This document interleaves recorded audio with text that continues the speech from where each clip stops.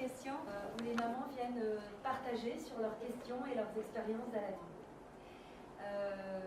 Tous les mamans sont bienvenues, tous les projets d'allaitement sont bienvenus. Alors, et sachant qu'ici on est là pour parler allaitement et maternage, et donc la Leche League est apolitique et areligieuse. Alors la Leche League, c'est une association créée il y a 60 ans aux États-Unis et qui a en commun le même mode de fonctionnement et qui est basé sur un livre, qui est en fait un livre écrit par des mères pour des mères.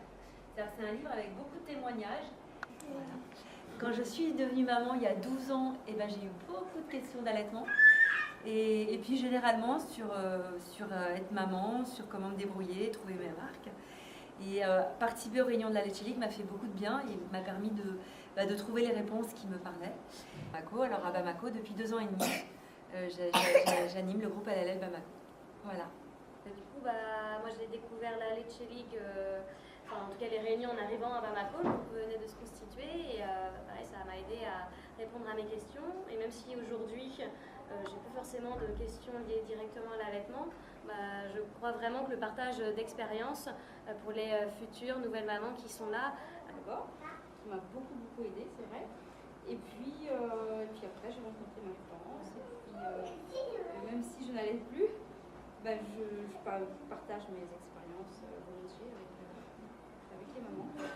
Ça m'intéresse parce qu'en fait j'ai allaité ma fille que 3 jours, c'était pas une très bonne expérience pour moi, c'était douloureux, j'ai pas trop aimé, donc je me dis que ça peut être pas plus mal d'entendre d'autres témoignages et voir comment faire les choses différemment cette fois-ci. Okay. Bonjour, je m'appelle Andrea, j'ai une deuxième fille Oliver qui est allaitée.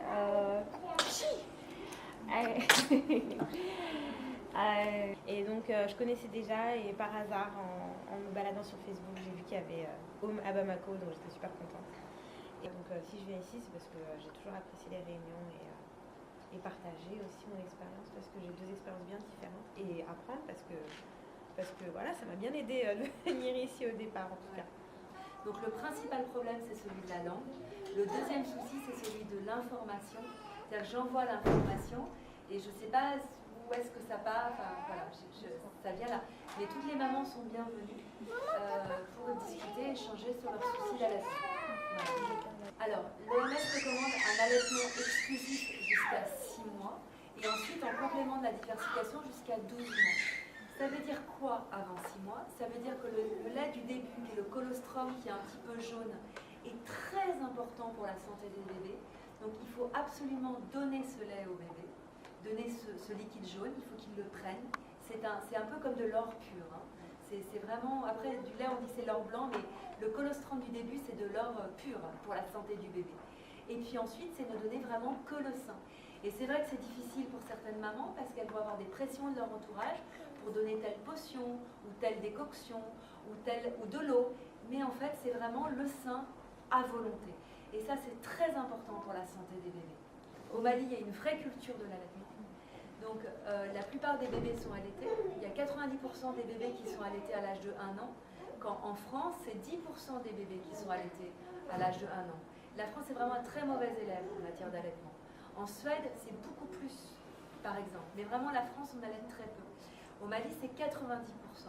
Mais ce qu'il faut savoir, c'est que là où au Mali, on va avoir l'impression que les femmes qui ont des moyens donnent du lait artificiel, ça peut laisser croire que c'est bon. Alors qu'en France, qu'est-ce qu'on observe? C'est que les femmes qui ont le plus de moyens ou les femmes qui ont le plus d'éducation sont celles qui vont allaiter le plus. Parce qu'elles ont pris conscience que l'allaitement, c'est vraiment fondamental pour tous les bébés au monde, qu'ils soient dans les pays développés ou dans les pays moins développés. Voilà, c'est très important pour la santé des enfants. Garder cette culture de l'allaitement. C'est simple. Moi, je vois pas encore un massage qui va poser des problèmes. C'est un peu plus gonflé, un peu plus...